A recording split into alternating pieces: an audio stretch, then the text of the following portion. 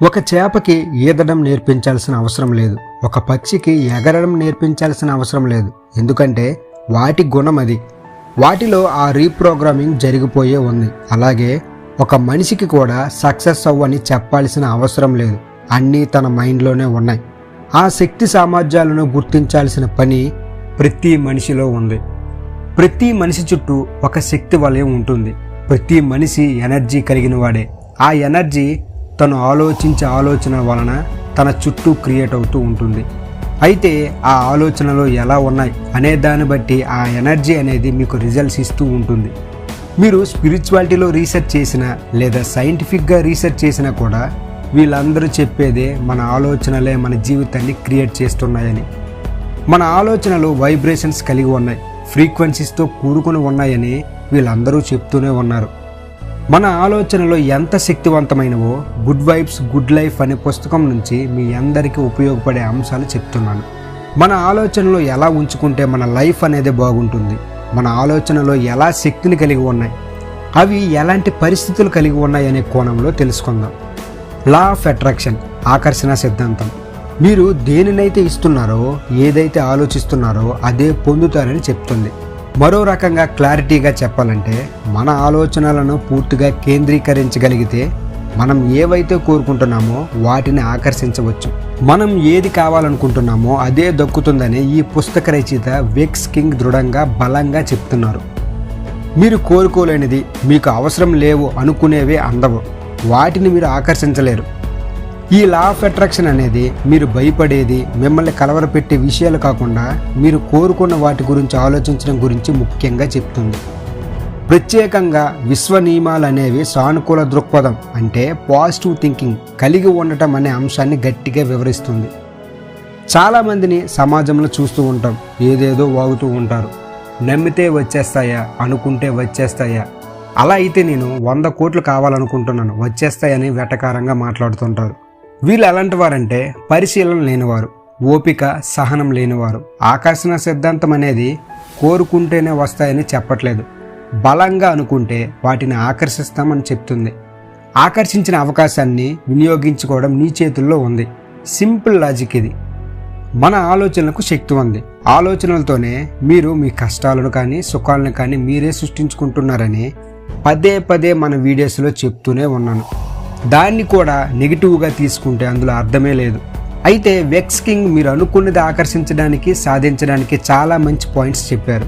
కానీ అందులో మనం కొన్ని చెప్పుకుందాం, వీలైతే నెక్స్ట్ వీడియోలో కూడా వివరించుకుందాం. అయితే అందులో మొదటి పాయింట్ ఏంటంటే ఆకర్షణ సిద్ధాంతంలో లేనిది ఇంకేదో ఉంది అంటున్నారు. ఆకర్షణ సిద్ధాంతం పనిచేయాలంటే మీరు మొట్టమొదటిగా సానుకూల దృక్పథాన్ని అంటే పాజిటివ్ థింకింగ్ని కలిగి ఉండాలి. అన్నిసార్లు కూడా పాజిటివ్ ఆలోచనలు కలిగి ఉండటం అనేది అసాధ్యం. జీవితంలో కొన్నిసార్లు దురదృష్టకరమైన సంఘటనలు చోటు చేసుకున్నప్పుడు లేదా అన్నీ మనకు అనుకూలంగా లేనప్పుడు ఆశగా ఎదురు చూడటం, పాజిటివ్గా ఉండటం అనేది చాలా కష్టం. నేను పాజిటివ్గా ఉంటానని అందరూ అంటుంటారు, కానీ పరిస్థితులు కఠినంగా మారినప్పుడు అందరి మనస్తత్వం మారిపోతుంది. అలాంటి పరిస్థితుల్లో మీరు చేయాల్సిన పని మొదటిగా ప్రశాంతతకు, మంచి భావనకు లోనవ్వాలి. లా ఆఫ్ అట్రాక్షన్ పనిచేయాలంటే అది మంచి భావాలకే సాధ్యం. మీరు కోరుకున్నది మీ దగ్గరే ఉన్నట్టు ఎమోషన్గా ఫీల్ అవుతూ ఉండాలి. దానికోసం ప్రయత్నం మొదలు పెట్టాలి. ఆ ప్రయత్నంలోనే ఎన్నో అవకాశాలను ఆకర్షిస్తారు. అవి మీ కాళ్ళ దగ్గరకు వస్తాయి. మన ఛానల్లో ఎన్నో వీడియోస్లో చెప్పాను, మీరు కోరుకున్న దానికి ఎమోషన్ అనేది యాడ్ చేయండి అని. మీకు ఏదైతే కావాలో అది మీ దగ్గర ఉంది అనే భావన మీలో కలిగినప్పుడు మీరు సగం లక్ష్యం చేరుకున్నట్టే. ముందు మీలో ఆ భావన కలిగేలా చూసుకోవాలి. మీరు బాధపడితే కన్నీళ్ళు వస్తున్నాయి, ఎమోషన్. సంతోషంగా ఉన్నప్పుడు నవ్వొస్తుంది, ఎమోషన్.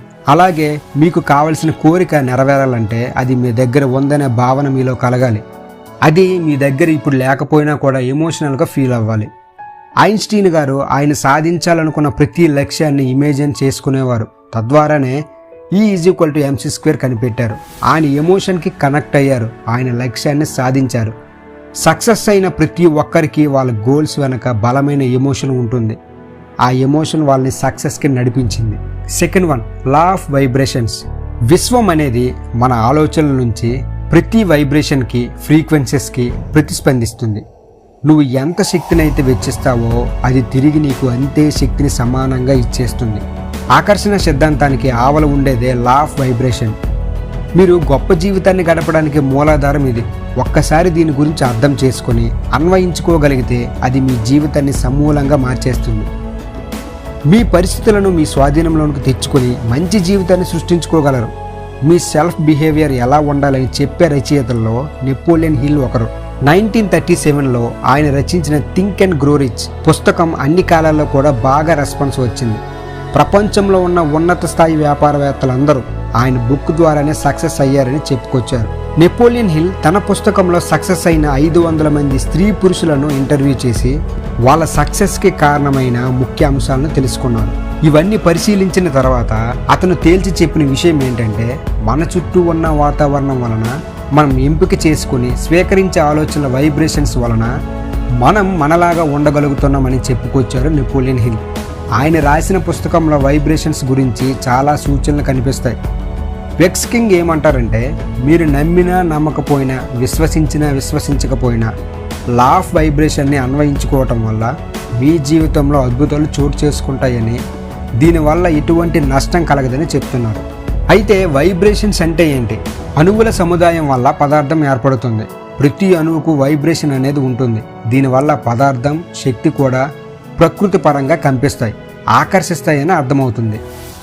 మనం స్కూల్లో అందరం చదువుకున్నాం. ఘన పదార్థం, ద్రవ పదార్థం, వాయు పదార్థం, ఇవన్నీ వేరువేరు పదార్థాలైనా వేరువేరు రూపాలైనా అణువుల స్థాయిలో వాటి కంపనాలు, పౌనపుణ్యత అంటే ఫ్రీక్వెన్సీస్ అనేవి ఏ స్థాయిలో ఉండాలో నిర్దేశించటమే కాదు, అలా మనకు కనపడేలా చేస్తాయి. ఆ వైబ్రేషన్స్ని అందుకోగల స్థాయి మనకు ఉన్నప్పుడు, దానికి సరితూగగలిగినప్పుడు వాస్తవాన్ని గ్రహించగలుగుతాం. మన ఇంద్రియాలు, మన ఆలోచనలు, పదార్థం, శక్తి అన్నీ కూడా వైబ్రేషన్స్ కలిగి ఉన్నాయని వైబ్రేషనల్ యూనివర్స్ అన్న పుస్తకంలో ఆధ్యాత్మిక రచయిత కెంతో జేమ్స్ మైకెల్ మెక్లియన్ వివరించారు. విశ్వం మన ఆలోచనలు, మాటలు, భావనలు, చర్యలకు ప్రతిస్పందిస్తుంది. అంటే అదంతా వైబ్రేషన్స్ వలనే అనే మెక్లిన్ అభిప్రాయం. వైబ్రేషన్స్ వలన మన వాస్తవాన్ని మనం సృష్టించుకోగలం. ఒకసారి అవగాహన చేసుకోవాలన్నా మీరు పూర్తిగా ఆ అంశంతో శక్తివంతంగా అనుసంధానమై ఉండాలి. మన ఆలోచనలు, ఉద్వేగాలు, మాటలు, చర్యలు అన్నీ మీ కోరికను నిలబెట్టేవిగా ఉండాలి. మీరే కానీ ఏదైనా వస్తువుతో వైబ్రేషన్ కలిగి ఉంటే వాస్తవంలోనికి దాన్ని ఆకర్షించగలుగుతారు. భావోద్వేగాల పరంగా మీరెంత ఫ్రీక్వెన్సీస్తో వ్యవహరించగలుగుతున్నారనే విషయం మీ శక్తి సామర్థ్యాలను ప్రతిబింబిస్తుంది. కొన్నిసార్లు మన సానుకూల దృక్పథంతో ఉన్న మంచి చర్యలు తీసుకుంటున్నాం అని అనుకుంటాం, కానీ లోతుగా చూస్తే మనం నటిస్తూ ఉంటాం తప్ప అందులో చిత్తశుద్ధి అనేది కనిపించదు. మన భావోద్వేగాలపైన దృష్టి పెడితేనే వైబ్రేషన్స్ వాస్తవిక స్వభావాన్ని అర్థం చేసుకోగలుగుతాం. మనం మంచిగా అనుభూతి చెందితేనే మంచి ఆలోచనలు వస్తాయి. దాని ఫలితంగా మనం మంచి కార్యాచరణకు దిగుతాం. Law of attraction, subconscious mind, universe ఏదైనా సరే ఇవన్నీ మీ ఎమోషన్స్, ఫీలింగ్స్ మీద మాత్రమే ఆధారపడి ఉంటాయి. మీ ఆలోచనలను ఎలా అయినా మీరు మీకు నచ్చిన విధంగా మార్చుకోగలరు. అది మీ చేతుల్లో ఉంది. మంచి జీవితాన్ని ఊహించండి, మంచి లక్ష్యాన్ని గురిపెట్టండి. మీ ఆలోచనలే మీ ఆయుధాలు. సర్వస్వం మనలోనే ఉన్నాయి. మనం ఇంకెక్కడికో వీళ్ళు అడుక్కోవాల్సిన పనే లేదు. పూర్తిగా పరిశీలించి అనుకున్న జీవితాన్ని క్రియేట్ చేసుకోండి మీ ఆలోచనల ద్వారానే. ఈ వీడియో కానీ మీకు ఉపయోగపడినట్లయితే మన ఛానల్ని లైక్ చేయండి, షేర్ చేయండి, సబ్స్క్రైబ్ చేయడం మాత్రం మర్చిపోకండి. Thank you everyone.